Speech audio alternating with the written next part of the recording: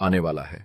बहुत जल्द ही तुमसे तुम तक के आने वाले एपिसोड में एक ऐसा ट्विस्ट जिसमें अब अनु एक सबसे बड़े मिशन पर निकलने वाली है।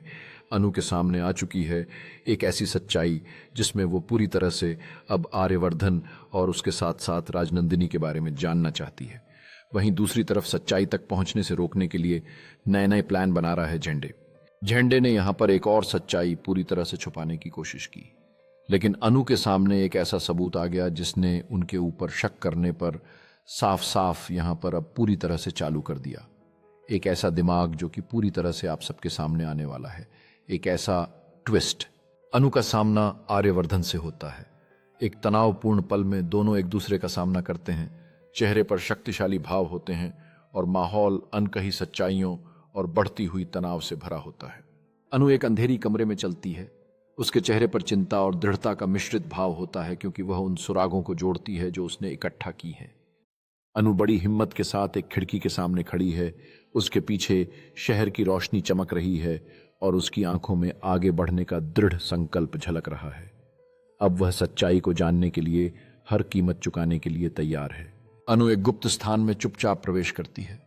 उसकी चेहरे पर एक टॉर्च की रोशनी पड़ती है जो उसके ध्यान और दृढ़ संकल्प को प्रकट करती है कि वो छिपे हुए रहस्यों को उजागर करने वाली है। अनु दीवार में एक छिपा हुआ खंड खोजती है। उसकी आंखें आश्चर्य से चौड़ी हो जाती हैं जब वह एक पुरानी डायरी का पता लगाती है जो महत्वपूर्ण उत्तरों को अपने में समेटे हुए है। अनु फर्श पर बैठी हुई है। उसके चारों ओर डायरी के बिखरे पन्ने हैं। उसके चेहरे पर झटका और समझ का मिश्रण है क्योंकि वह सब कुछ जोड़ने की कोशिश कर रही है।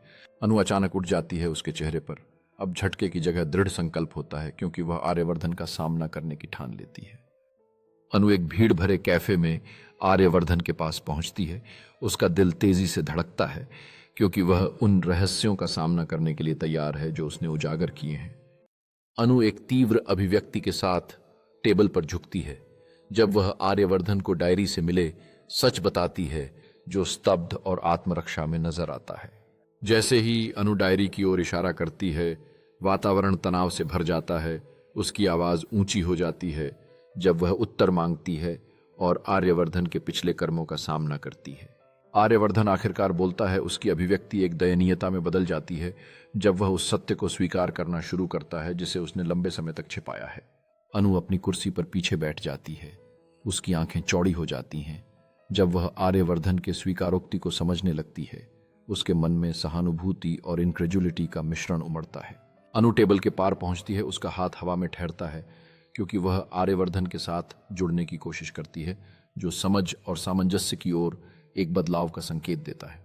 आर्यवर्धन उम्मीद और डर के मिश्रित भाव के साथ अनु की ओर देखते हुए अपनी कहानी का एक पक्ष बताना शुरू करता है जिससे उसके कर्मों के पीछे की मुश्किलें उजागर होती हैं।